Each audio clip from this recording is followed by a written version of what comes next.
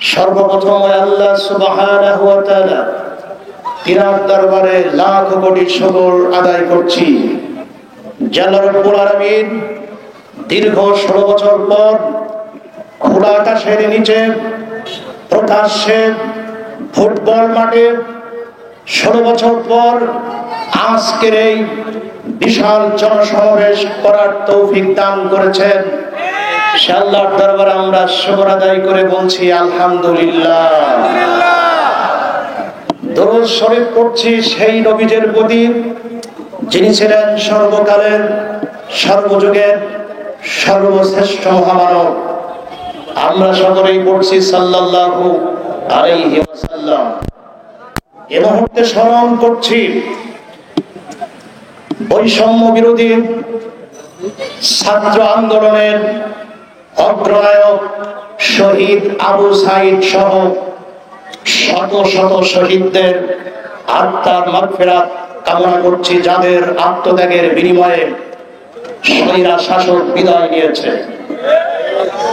আমরা স্মরণ করছি এই আন্দোলন করতে গিয়ে যারা আহত হয়েছে তাদের সুস্থতা কামনা করছি এবং আজকের এই জনসমাবেশ থেকে আমরা বিরচিত ধন্যবাদ জানাচ্ছি, শুভেচ্ছা জানাচ্ছি, থ্যাঙ্কস জানাচ্ছি ওই বীর ছাত্র জনতাকে, যেই তামাম ছেলেরা, যেই ছাত্র জনতা বুকের সাহস নিয়ে জালেম সরকারের বিরুদ্ধে রুখে দাঁড়িয়েছিল।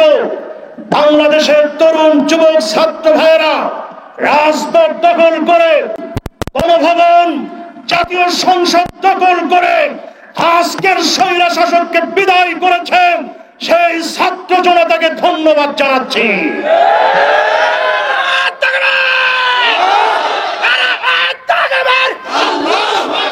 ইসলামের শত্রুরা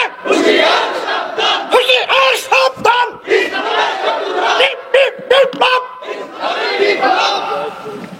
আজকের এই জনসমুদ্র থেকে আমরা স্মরণ করছি বিশ্ববরেণ্য মুফাসসিরে কোরআন, কোটি জনতার হৃদয় স্পন্দন, যার তাফসীর শুনে দেশে বিদেশে হাজার হাজার অমুসলিম ইসলাম ধর্ম গ্রহণ করেছে।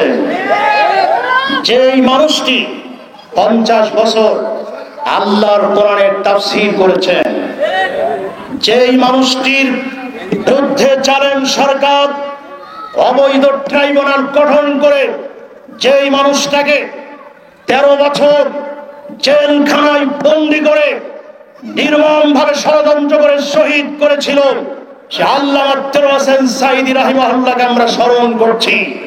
আল্লাহর কাছে দোয়া করছি, রব্বুল আলামিন তোমার কাছে ফরিয়াদ করি, বিশ্ববরেণ্য মুফাসসিরে কোরআন আল্লামা দেলোয়ার হোসেন সাঈদীকে শাহাদাতের উচ্চ মর্যাদা দিয়ে জান্নাতের উচ্চ মাকাম দান করো।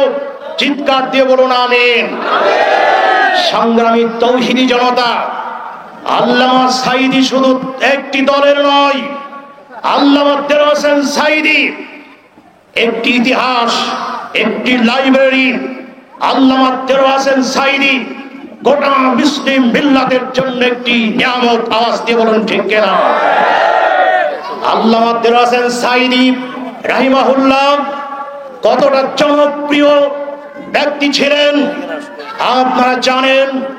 2013 সালে আল্লামা দেলোয়ার হোসেন সাঈদীর বিরুদ্ধে যখন ফাঁসির রায় দেওয়া হয়েছিল, বাংলার টেকনাফ থেকে তেতুলিয়া, রূপসা থেকে পাথুরিয়া, বান্দরবন থেকে সুন্দরবন, গ্রামগঞ্জে শহর বন্দরের তরুণ যুবক, মহিলা, পুরুষ রাজপথ দখল করেছিল। সেদিন পুলিশের সামনে বুক পেতে দিয়ে বলেছিল, আল্লামা দেলোয়ার হোসেন সাঈদীর ফাঁসি বাংলার মাটিতে হবে না। সেদিন বাংলার জমিনে 200 যুবক তরুণ মহিলা আল্লামা সাঈদীর জন্য জীবন দিয়েছিল। বাংলাদেশ তো দূরের কথা, তাম পৃথিবীতে একজন ফাঁসির আসামির জন্য 200 জন জীবন দিয়েছে। নজিরবিহীন। আওয়াজ দিয়ে বলুন ঠিক কিনা?